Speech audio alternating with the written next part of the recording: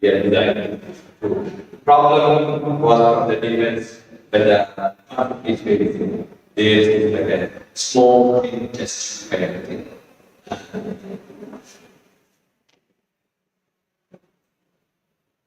You can see the picture. The picture you can see right here. Here that push. This is the tell you that they want to draw. So first I have drag. Then we are looking at other. The one on the left is like a window. The first is where the left is removed and the that was one idea. So when we actually started making we realized that it's not easy. We have to draw thousands. How do we less than one inside this thing was not never to this.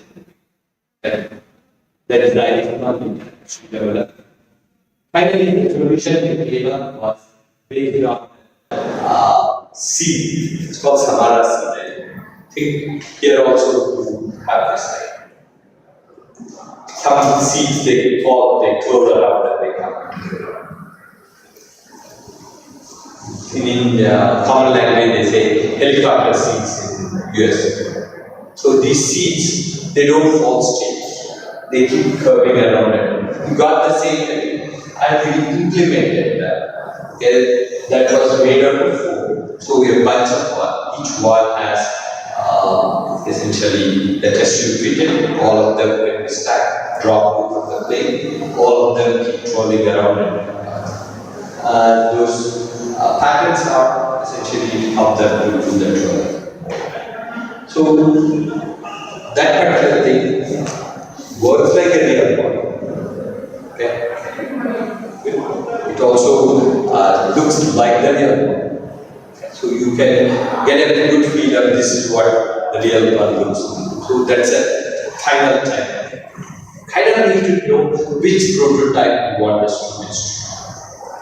Obviously, to do integration prototype, it requires a lot of effort, okay, lot of money and time. So you really need to know how much you can expect from your students. Asking them to do integration prototype, you say, may not be the best, depending on how. So that's where we talk about low fidelity prototypes, high fidelity.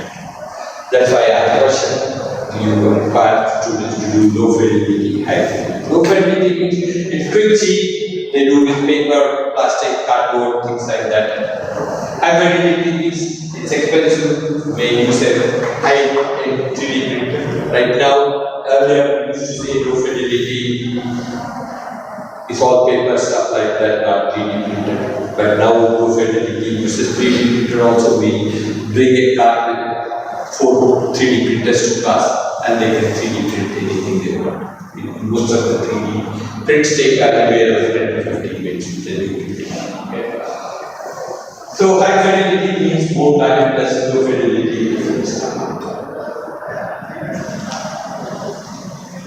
The other thing we talk about is whether you want a horizontal or a vertical prototype. So horizontal means has all the different features, shows everything how it looks like. Okay. Vertical means particular feature. You really don't know whether that works or not. Just that particular feature. Okay. You may do intersection of it with a logo saying that this particular feature are shown to the user here.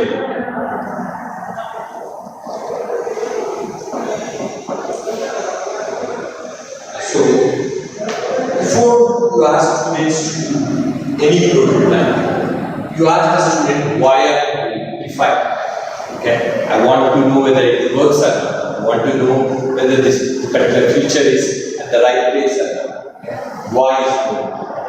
Then they decide what kind of prototype they know, and then they do. A lot of times people don't do first step and they just go and know the third step.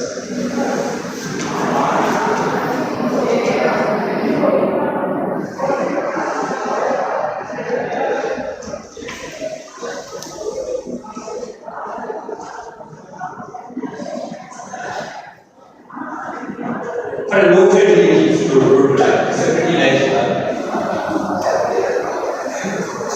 Fast machine learning to test ideas for products. As such, they are integral among the design thinking methodology. By showing paper prototypes and user interviews, you can get a better understanding of user needs and also use it as a basis for experiment during the development. To start off, let's talk about commonly used materials. These include a pair of scissors, tape, glue stick, marker, post-its, and paper and cardboard of various colors. Let's say you want to test your newest business your dog food delivery service. If, for example, you want to visualize an app or a website, you can start by drawing a simple interface. It doesn't matter if it looks true. I actually recommend it because that way users are encouraged to talk honestly about the customer itself. In contrast, a highly polished prototype draws the attention to details like button placement and color choice. People also tend to hold back their honest opinion because they do not want to devalue a fancy prototype with obvious social purpose. The same goes for physical objects like wearables. This technique is called wireframing and allows users to get a feel of the wearing gear. Having a physical representation of the device helps to understand the implications of the wearing it, when I take it to work, or where I'm doing sports. Services, on the other hand, are different stories as they are intangible. So try to think about the power of the service experience you want to focus on. Let's say you want to post a convention for dog owners. One prototype could be a written invitation, another a program overview. Use these as a starting point in interviews. Here I included a dog food shipping image. I can use it not only to test its content or size, but also the unpacking experience and whether the instructions are clear. To sum it up, while paper prototypes lack the functionality and detail of a traditional prototype, they are great for evaluating early concepts from a user perspective. They can be created and adapted very quickly, and in case users would like them, simply discard them. That was my short overview of paper prototypes. If you have any questions, feel free to post them in the comments. Please let me know if you'd like to attend, but I should continue making videos about creativity, innovation, and design. So the thing I kind of want you to pick up is prototypes with paper would be pretty useful. We tend to as instructors while grading, you may say the person spent quite a bit of time on the prototype. It looks nice, we tend to give good grades for the person, but really if you want the paper prototype, you shouldn't be looking too good. Okay, too good is not a good thing. So it's important to understand that should be help you to have a conversation with the user.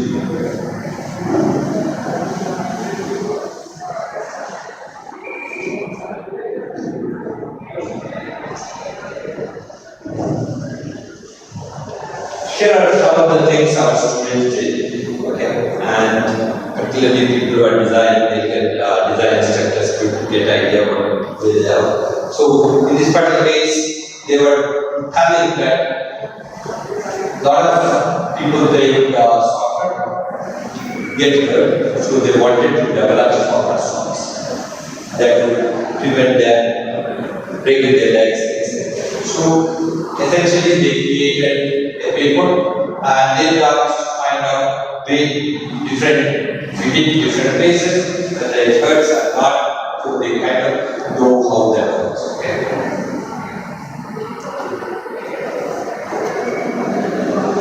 There is a shopping place store which has very narrow one. They were trying to develop a shopping cart. So they gave us this idea of a shopping cart which is baskets, removable, they go put the basket and make the shopping cart. So when you go, it's empty shopping thing where you start. I can use this now. This was way before I. So they made with straws. They actually made the wheels, everything with straw. That was what they were showing. If you kind of look at this picture, I'm pretty sure the picture was taken on the top of the computer. So you should be able to see the keypad. So fairly small prototype, prototype we use them so that they can. This one, and this one will be more in detail, is a space heater. And this looks like a cardboard. They got a cloth with all these holes, they made it, and then the shape they want to use. And I'll tell you why that shape is important. Then we go to the next section.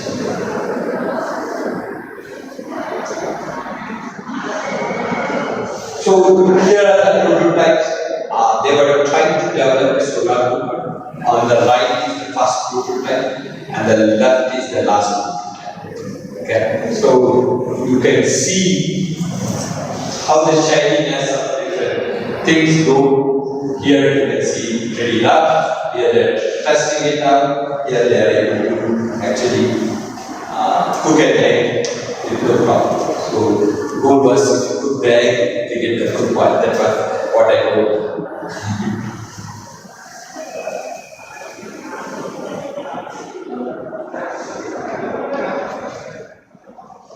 This is a patent that I wrote. It's called the Hubler's windmill. The idea is there are two types of windmills. And again, I'm telling you where the opportunity.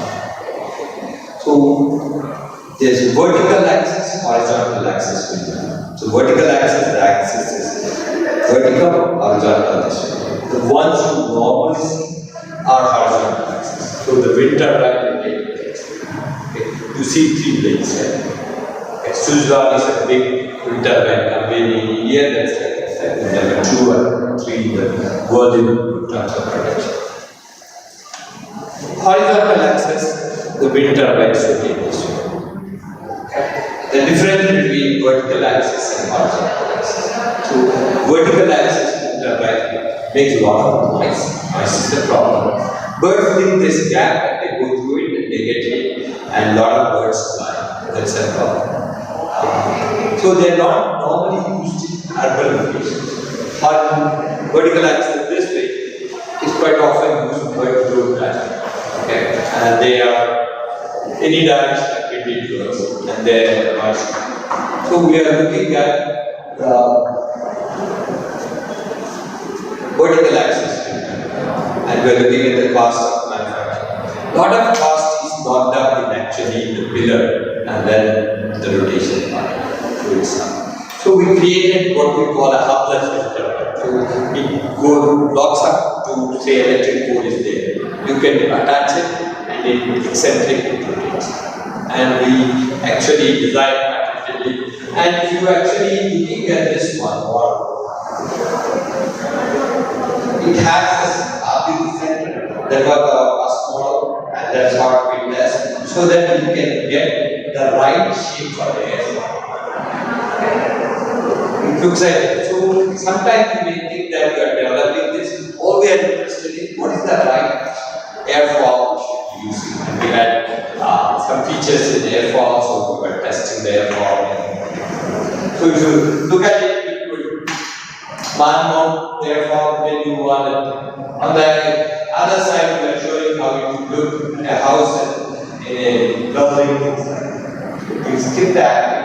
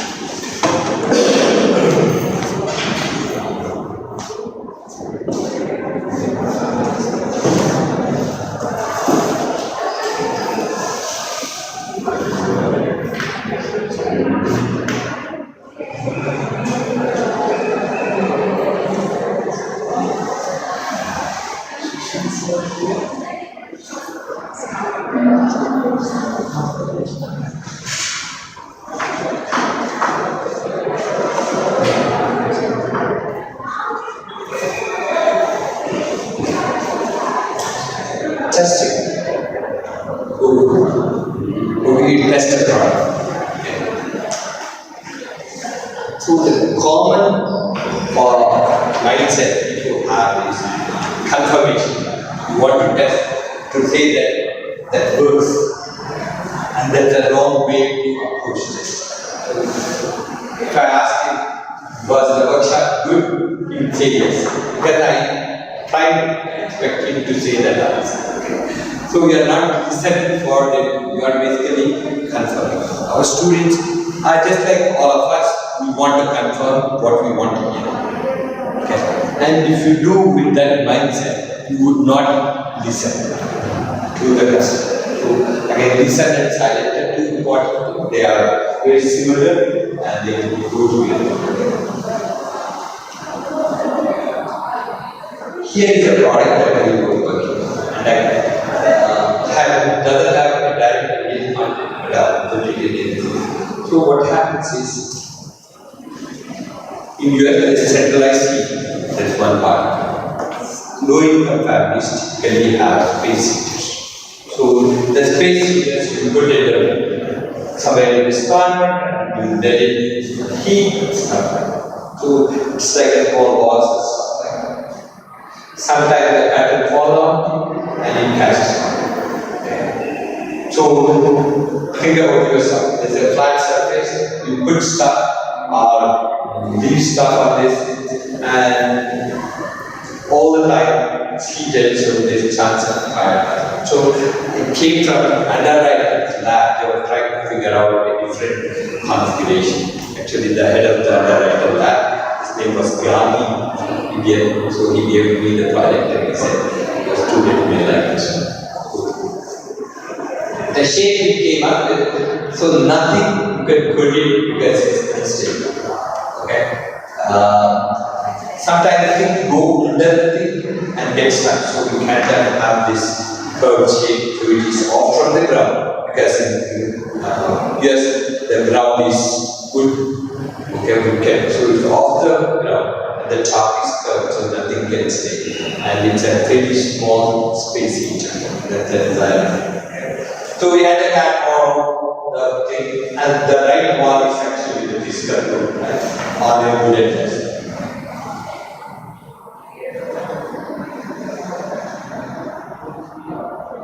So the normally we say is prototyping helps to define concept, and sometimes you should concept that we have things that we have considered provide you quite a bit of input.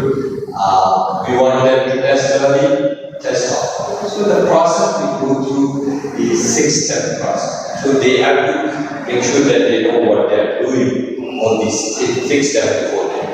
First thing they need to do is start with the question. So if I am going to talk to somebody, what questions do I want to be answered? Okay. We want to say that what they like about the design, what they don't like about the design, what is that they get information. So sometimes we go without a question. Tell about this. So second one is you want to define the user and task. So then you go sometimes with the app, you say, hey, here is a test app. I want you to set your alarm at 9 o'clock and see how it goes through the process. Okay? And you may say that cancel the alarm. So see how it goes about cancel. So you may do multiple times to see what. So you need to give them a task, not just talk. Give them a task. The third one is identify how are you going to introduce yourself, introduce the product. All of them have to be a written document so that they get it. Okay? Then you present the design, seek feedback, when you come back to analyze the design. Feedback and you tell what did you learn from it. Okay? Doing it for the sake of doing is like check box, and that doesn't help. You really need to make sure that you learn something meaningful out of it. So, in some respect, testing is like we test the students, like we get input back. Are we listening to them and saying, hey, what happened to this course? Did we do it right? Why are they having problem? Which problem they are doing? Sometimes we do that. Lot of times, even in US, we have taught that. Okay. So testing is exactly the same thing. We may be asking questions to tell them these are all the things they like. If you ask a question what they didn't like, they can't answer. It's important to kind of figure out, analyze the feedback so that you can get a unique insight. So identify what we are trying to learn, evaluate, feasibility, insight. So here we wanted them to know, does it fit in their home ecosystem? Then where does it fit? Where do you think you will be placing? Does it fit with their lifestyle? That's the only question we want them to provide us. That's the answer we want them with that group. Because it doesn't work, that's the thing. If it works, we can try it.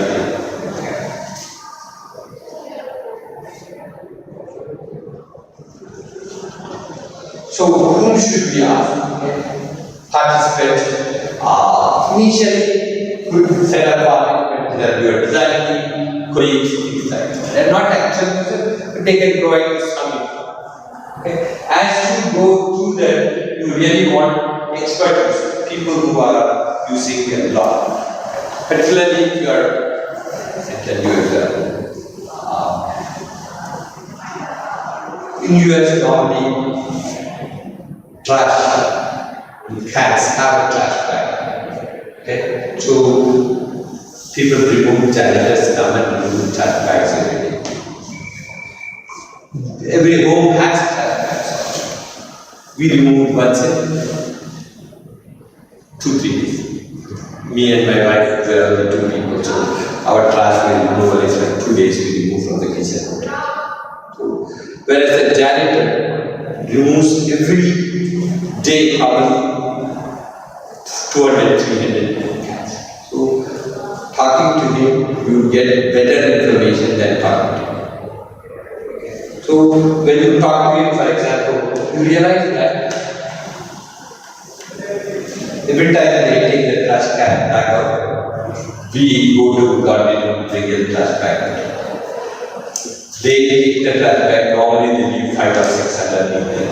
They pick the next one right there and go. So they are always back underneath. So they are adapted because they want every one of us want to minimize the problem. So that observation can help. Also talking to expert user could help know their user. So I want you to kind of distinguish between a regular user and expert user. Expert user would be the janitor who does 500 of the regular users.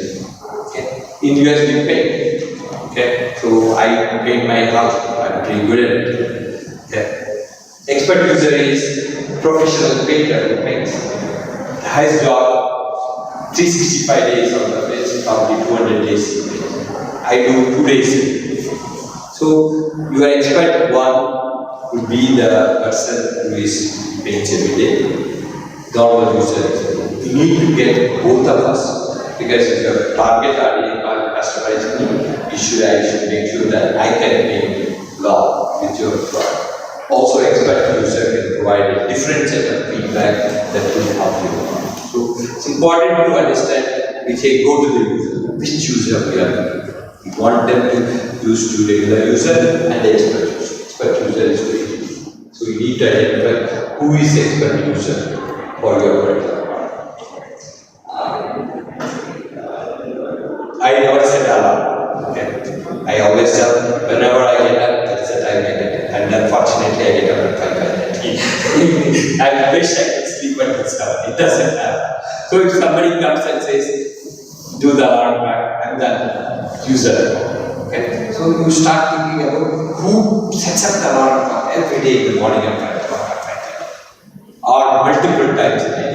That person will be your expert user. So, depending on your expert user input, you can get quite a bit of information. So, make sure that you know who they are. Second thing is, what do you want them to do? Open-ended task or predefined task. For example, you can give an app and say, play with it, see what it is. Okay, it's open it. Or you can give an app and say, book a ticket to take the Bombay and come back and see how well he does.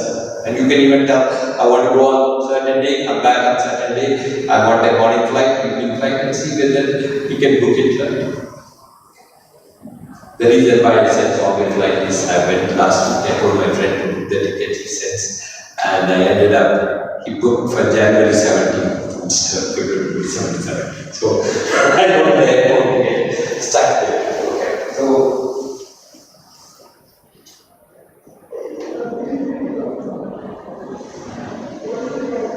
So in our case, it's an open early stage prototype. We wanted to do an open-ended version. We don't want to tell that do this, start a feature, etc.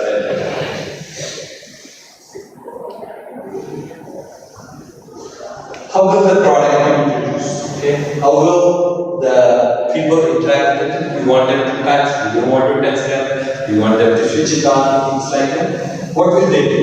And at the end, you always have to debrief them why they did it, what they did.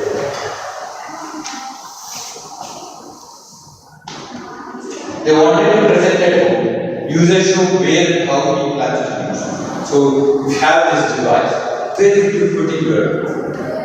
And that's the most important thing we wanted to know, because depending on the way they put it, we wanted to change the design because the cut is there, we worry about it. That's one part. The second one we were very worried about is if there are little kids, put it in the living room, their toys can go and get stuck. And then that was the worry. So those are two things at the back of the mind when we went there. But we went there to figure out how they do. And we wanted to use I wish, I like, what if method currently. Okay. So are you familiar with that? You use that in the design course? You use that in the design course what? Repeat the question. There's a thing called I wish, I like, what if format. So whenever we ask, we tell them what they like about the product. That's okay. Nobody wants to criticize, so we say I wish.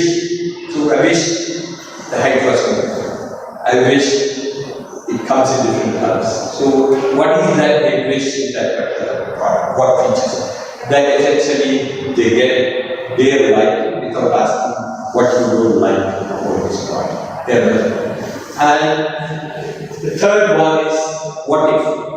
We want them to think scenarios. What if this is tall, it's eccentric, halfway? So ask them to play with that idea and see whether they can provide something. So that's a worksheet we give them so that they can write in that worksheet. That's the worksheet they are going to carry when they go to get the data.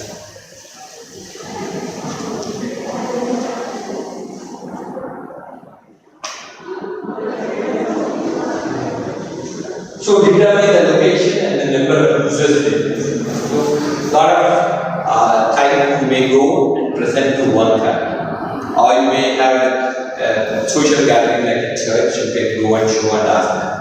Okay, that's the second opportunity. Third thing, a lot of time we face buddy system. Buddy system is we always have two people, two friends review them. The reason 2 or 3 friends is one person says, I really like this color, all these things. The guy says, you never use that color. So people who won't like it, they just say, no, I would use this. So buddy system is some amount of account. People don't. So any of them get decided. We want them to present at their residence, one family, not one person, one entire family, husband, wife, kids, so that we have a better understanding.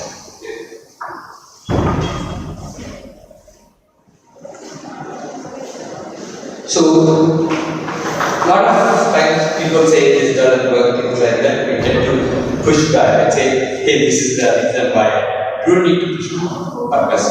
to seek feedback. Okay, then once you say, start saying why you did it, then you become mechanism, they start providing feedback.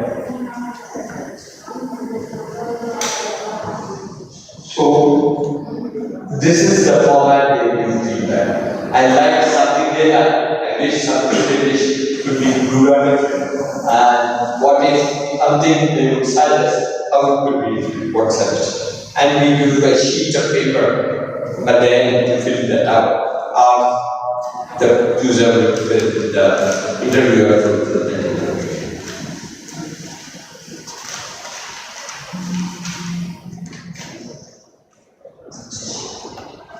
Then we say, what insights should I get? What are the areas of improvement and validation?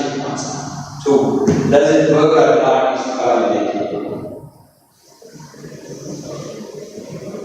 So, what we found out is the art that we did, the bridge height is very, very critical. Because the kids were one of the target audience, little kids. They walk and go and get stuck in the class. So we had to figure out how to prevent balls and going. So we really didn't like this idea of putting guard on both sides. We ended up putting a guard so that nothing goes under them. Okay? That was not our original intent. The original intent is a nice looking aesthetic arch bridge. But then we put a mesh on both sides so that the balls don't get stuck. And that is the feedback we got from the user. Okay. So as you are going through this process, you will have a better understanding.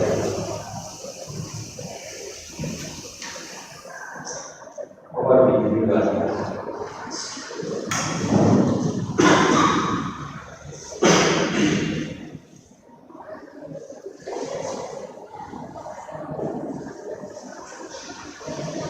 This is a product that I picked it up random thing. One day somebody asked, I was visiting a women technology park, and they asked him, they're doing coconut fiber and stuff like that, and they said, there's something, and then I gave this idea, they didn't do anything with it, but we did a prototype there. That's a picture of the prototype. So what this one is, why I put it there is, how would you go about testing? So the coconut fiber is very nice in terms of it has a really good insulating properties. The second is because of the air, it allows air circulation. So a lot of times people put the computer on their lap. That's my laptop right now. Okay. And they get hot. If you are a person who is working a lot, it gets hot. For example, my computer, I haven't restarted for maybe 2 weeks since I came through it. Probably that should be restarted. So, person who is using a lot on the lab tends to become hot. So, the coconut fiber you can do, put a nice cotton on the top. It's almost like a thin pillow. Okay? And we actually tested it out and really you won't feel any heat. Actually, I have that at home. I use it. I actually texted my daughter, can you send that picture so that I can use this today.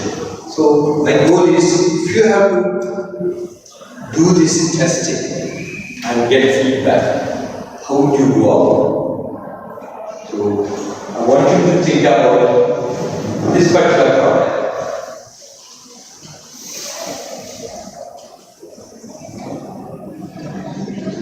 And go through the process. That way you know how the testing is, how do we get information so that we make a difference. Okay. We have 1, 2, your team seem to be consistently 5 people. So we have 8 people. Okay. We can do as a group or individual. Okay. That may be the group. Okay. So, what question do you think we should ask if you want to a lab man for a lab made out of coconut fiber? It's very environmentally friendly, you are using it, it's all natural, no plastic. It helps you to protect your legs from the heat. Okay. So how would you go? What question do you have? Because I know the product, I don't have any questions I can answer to. Think about if you have to test what if you want to take this as a product, what questions would you have in your mind? So does it delay the irritation of the lamp?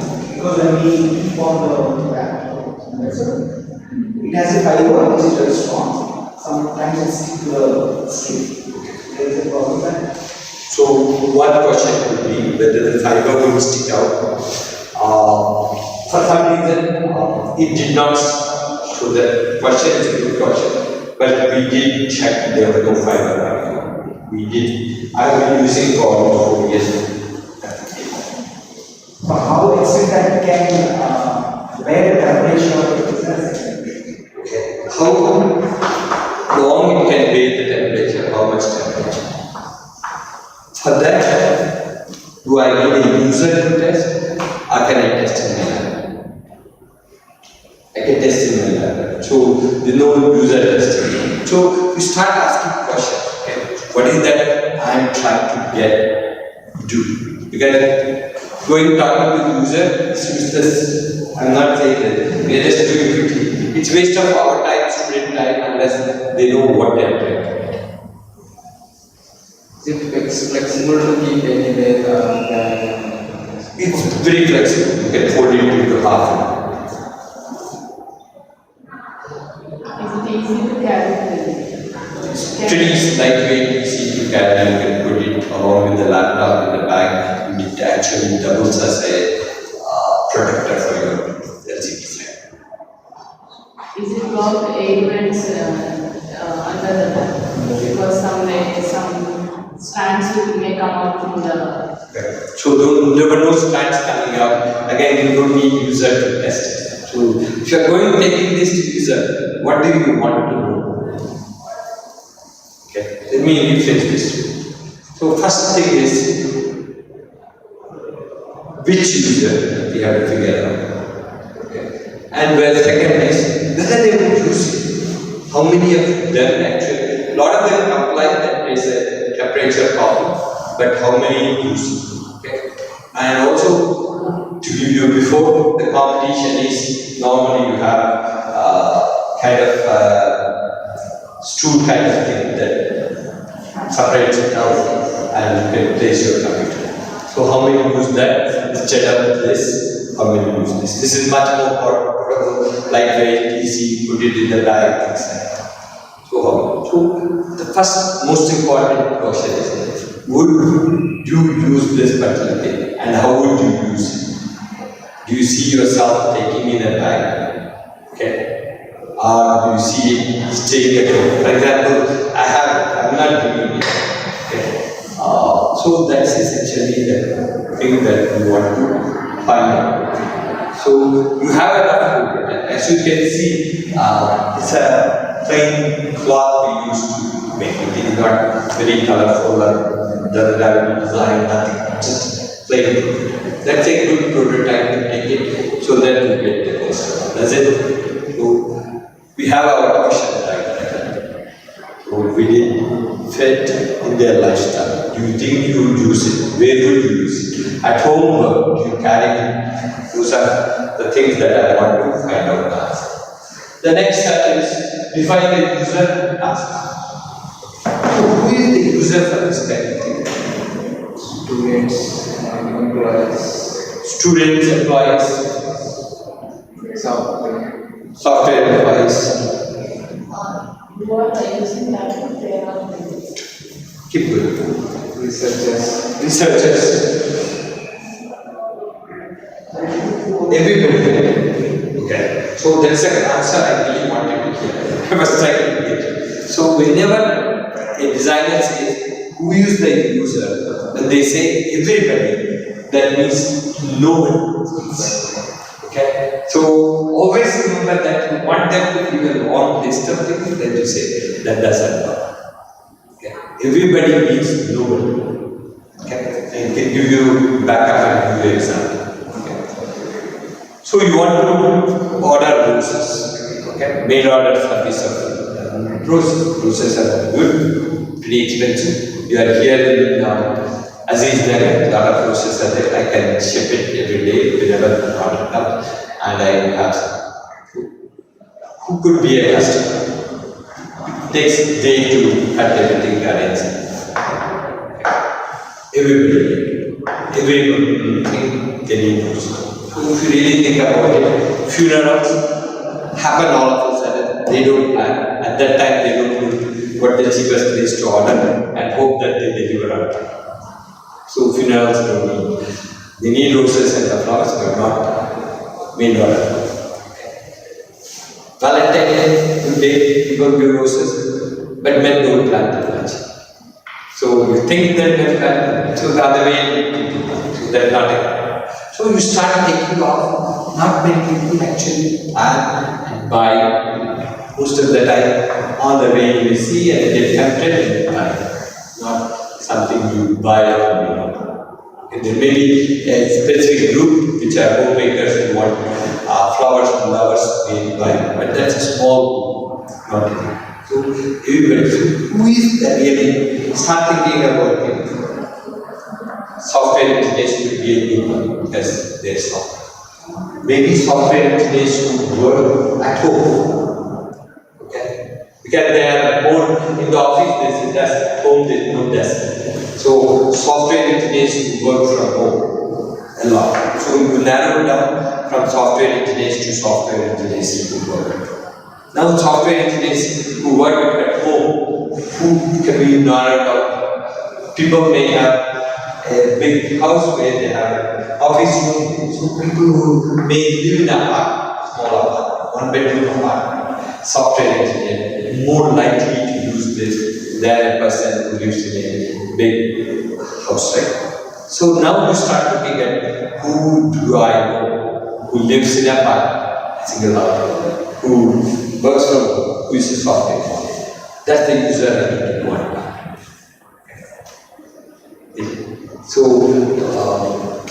that planning is necessary. We have students to go and talk to user and they go and talk to a software. There is a difference between software engineer and software engineer.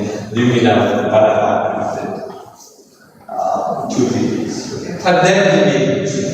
That's your target. Later, everybody may use it first. So you may decide what task you want. So you may want him to put it at the lab and work for an hour. Okay. Or you may say that I'm going to leave it with you. And whenever you are going to work, please put it.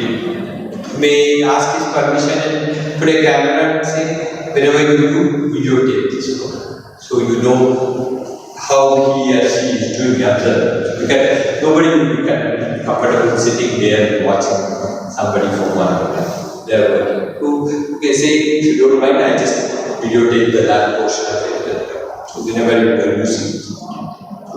Okay. So you define your task. That way you know what you are doing. Okay. Identify the script. How are you going to introduce that? Okay. Script and you're going to how this one would be a fantastic one that would prevent you from getting a burn on your thighs. Okay, so that will be covered. Is that a good introduction? That's not a good introduction because you are selling your product. When you are testing, you are not selling your product. You want them to give feedback. So you may say that we are testing 4 different mags. We don't know which one works. This is one of the labs. So we want to get feedback. So the guy thinks that even if he says it's a bad one, they don't care because there are other ones. You never tell the whole story that you have this one, this is really good. Okay, there's a difference between pitching and testing. So remember that we are not pitching the idea to the customer. We are testing the idea. Testing the idea is you are trying to get feedback. We are not trying to sell the idea. So make sure that you give indication that this may be good, this may be bad. We are not sure. Don't ever say it's a good product. Okay? Then you are expecting a good result. So the test series you tell that there are 4 things we're checking out. This is one of the things we want to give us. So that is the part of the story. Okay. And then tell how you are presenting the thing to where are you going to contact, home or office or phone, and how are you giving the map. That's very important. So we provide that. And then you seek feedback. Seek feedback is you sit with them to be fact. Or you could have open-ended questions. Okay. What concern you when you are using this one? Okay. What you like. So these questions when you ask, you get some feedback. Come back and you may find that that person says, hey, I want a colorful design, I want it thicker, it's rough, I want thickness to be more, just for economic reason, and I want it to be wider, shorter, I don't need this long back, I want it to spread on both sides. All the input you would get, and that changes the design. Okay. They may say it should be washed.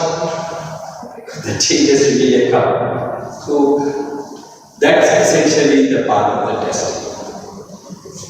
Are we clear? You have questions so far? Does that help you with your code? Yes. So if we come back what we did so far, the morning session, we basically said actually small group of people who will be interested in your product at the beginning, at the target customer. Whenever people say everybody is going, so don't take that answer. The second is a good looking prototype is a bad prototype most of the time. So you want the user to be able to say bad things about it. The third thing is when you go to the user, never sell the prototype, tell that there's a 50% probability that this prototype is a bad prototype. That's the message you want to send. That way, you can go either. If you say this is a really good one, you tested, its performance is this, all these things. The less you talk, the better. Fourth is silent and listen are really important. That you are all silent and listening to me. And they're saying let us hear it, so make sure that you are silent, listen to the feedback the user is getting, and document. Particularly with the AI tools, you can record entire conversation. Then conversation, you can change it to text. You can take the text, put it in ChatGPT, ask it to someone else. Entirely you can do automated. Earlier, our students used to type everything out and highlight everything and then summarize, and now things became much easier. Okay, so that one. I saw a big change, the amount of effort needed. So I keep thinking, and this is a question for all of you, if you integrate ChatGPT, and which I want to show in the afternoon, you'll have a lot more time in the design. Okay, there are two parts. First part is, they may cheat more, they may give you design better, so they may not develop the things. How do we make sure they develop the design? Second is, for the same amount of time, 3 minutes, they can go further in this using the chat. That is like using a bicycle, it's a chatting. So, how far can we take students down because we use this AI tool? Then, one development thing, thinking is critical, okay. But the ChatGPT could accelerate both. So, that's do we have any specific methods to test this one? So actually, when the design course is there, at the end of the thing, we rate the students' ideas. So they are saying something like 10 gram or 20 gram. I don't know that, but the way we do, that's a good question. The way we do, there's no right way. None of us are smart enough to that. We always tell that our job is we are facilitators. Okay, we are like coach. Okay. So we don't decide who wins the gold medal or the silver medal. They decide. So then how do you rate? So there are multiple things we do. And I'll tell you the grading doesn't come in one shot. The grading comes in a number of pieces. They do calculator hours.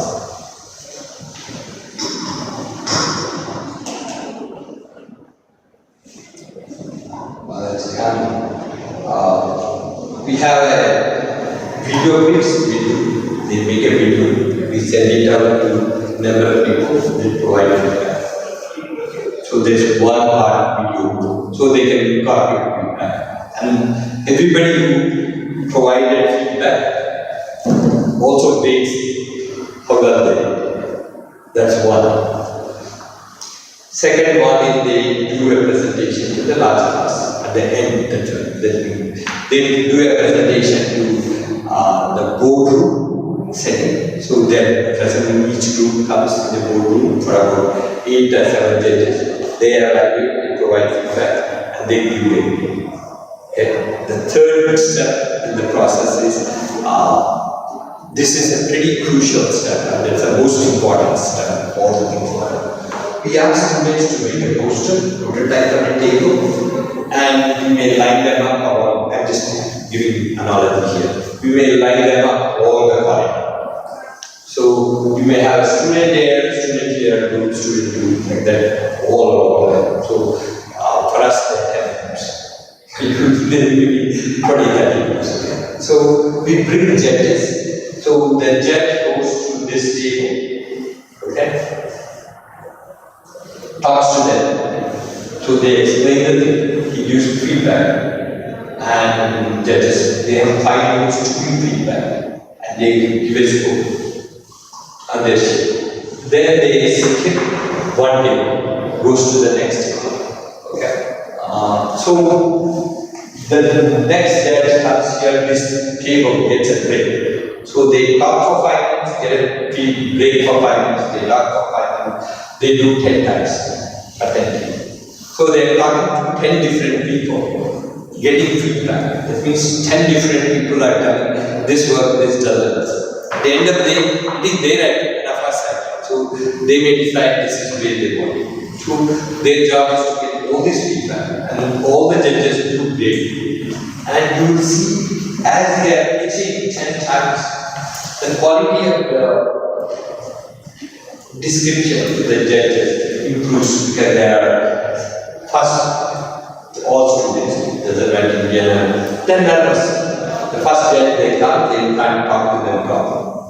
Okay? The second judge they become comfortable, and then they know the concept they can take. Then they start making eye-to-eye contact, they start reading the people, they say this is, they start improving. So as they are going, they are maturing in their communication skills. They are also learning what is working in their design, what they start taking notes, and they improve their design during the process, and they have 2 weeks to improve based on this input and present to the general audience.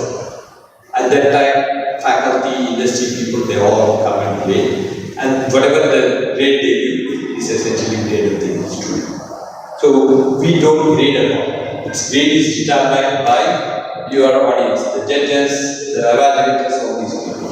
And we try to help them to maximize their grade. So the one with the poster, they give a grade, and that constitutes like 30%. Each one is, they're getting some feedback, each one will be, but the last one is 40% of the grade. So significant percentage is the final one. So they can get a bad evaluation, it's okay, they can make it up in the next one. So that it's like a not a punitive measure during the course except for the last one. This is that. This helps to the team models. But this helps to the team model. Team model. But how we evaluate the individual? How you evaluate the individual? There are 3 or 4 things going. So instructors is the individual over a period of time because we are only 30. So we tell 10% of the grade is instructor discretion. So you see one person not doing well, we can drop it. So this is one part. The second is this team evaluation. We tell them if you have 100 points, how would you fire between the 3 team members. Everybody should have 33 point members. If one works more, they work more. So we ask them to write what they contributed, and so that we know who is. So we don't just ask you percentage, we tell which concept we did, things like that. Second. The third thing we do is we ask the industry judges to ask questions to all team members. So I make sure that when they present, any one of the team members should be able to ask all the questions. Okay. Not that it's his idea, I don't know. Everybody should know it's a teamwork. So industry people answer, they actually evaluate. So you have 3 different data points used to determine who gets what. You only have 30 students. You have a bigger problem because you have a lot more students. Because the more data you have, you need to figure out how to process. But looking at 30 students, it's very easy, but because out of 30 students, you may have 3, maybe 4 problem students. That's all. 26 of them have to do. And the work ethic in the US is pretty nice. People come out and do their job. People, they are really, they've always 3, 4 women. Other question? Who is the pioneer in this design? Who is the top institution of the pioneers in design? Every institution thinks they are good. We think they are very good. They design institutions. Even Stanford is university school. They I run a workshop at Stanford school. Actually, it's a couple of people in my workshop. I attended their workshops. So it's everybody brings a different perspective. But there's no right way, as I said. Everybody has different ideas, and we all work with it. So is the 6-step model that I showed the schools models, or is there the latest one? So the 2 models pretty much everybody is using is the school model and double diamond. Double diamond, we don't use double diamond. The school model is the one pretty much we use. But we have our own. The school model is general, say sympathize this. We have figured out we want to use 6 hats here, WWP here, things like that. So we have our own rules and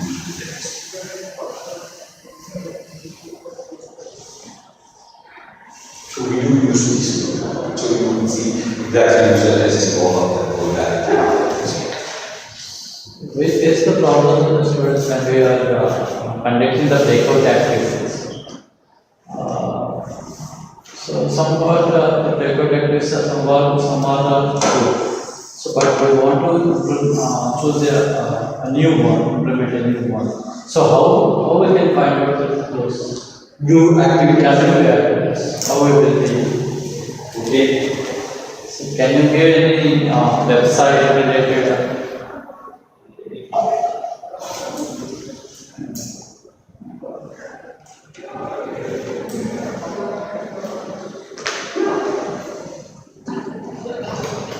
So suppose if you told today the prototype, right, the section 1. So if I want to give a breakout activity, so what type of activity can I do it? I'll answer in 2 ways. One is I'll tell you, I recommend this.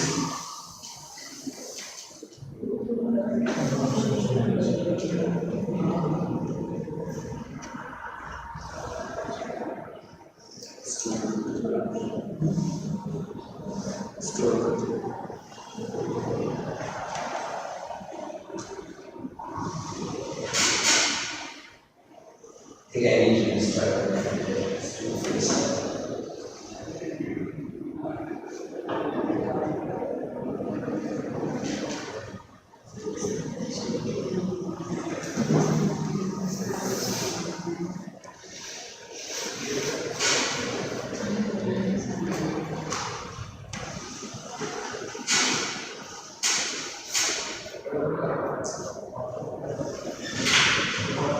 So there are 2 books, one called Innovation Challenges and Mind Workforce for Teams 1 and 2.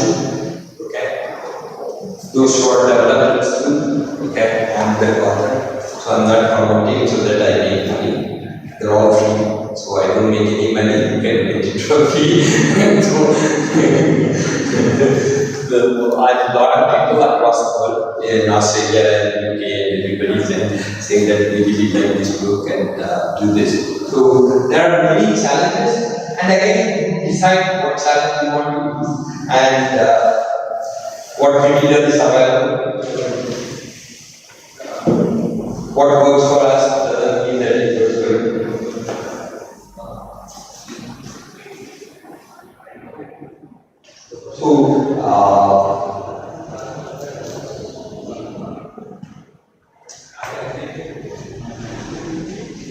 So this one is a closer back.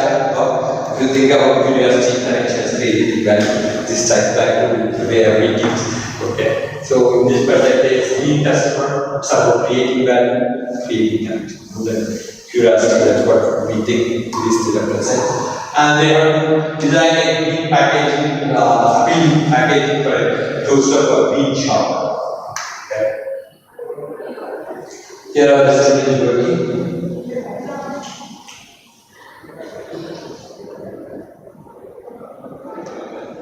So here are the boxes they have created. Okay.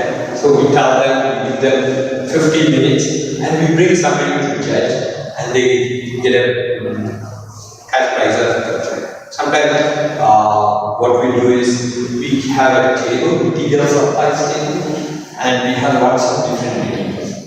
Okay, and we distribute fake money, monopoly money to everybody, and everybody gets like 300 rupees. We put a charge for one of them, and they buy whatever they want.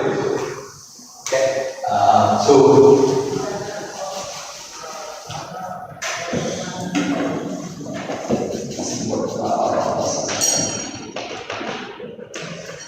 this is a supply drop style. Okay, what we do then is head see pictures.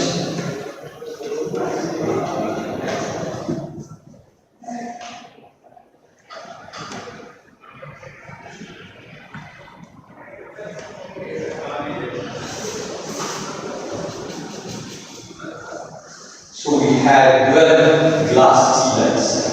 Okay, candle lights.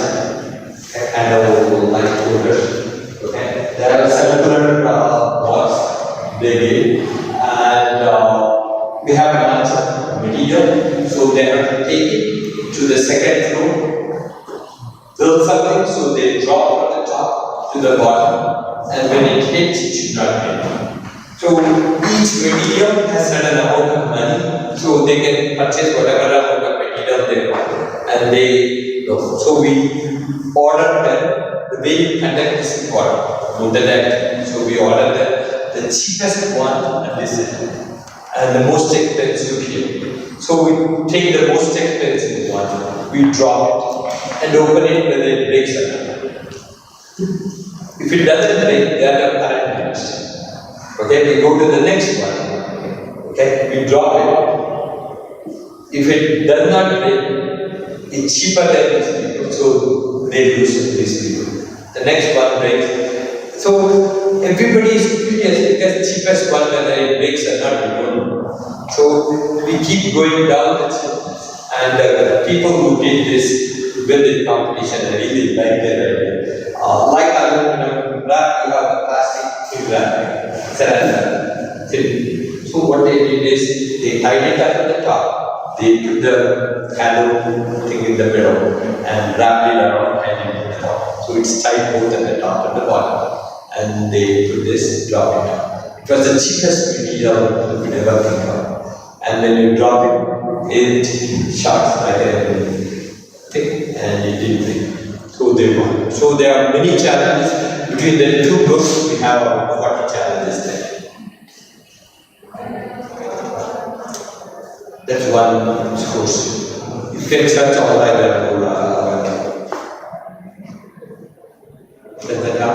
we are at 12:30 point, so we can take a lunch, and after lunch we'll see. Okay.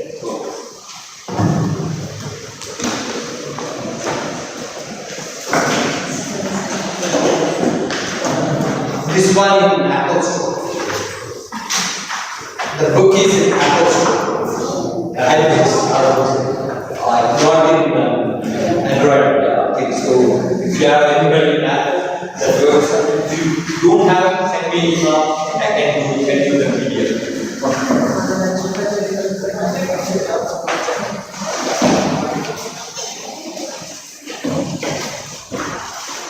So that extreme challenge is there.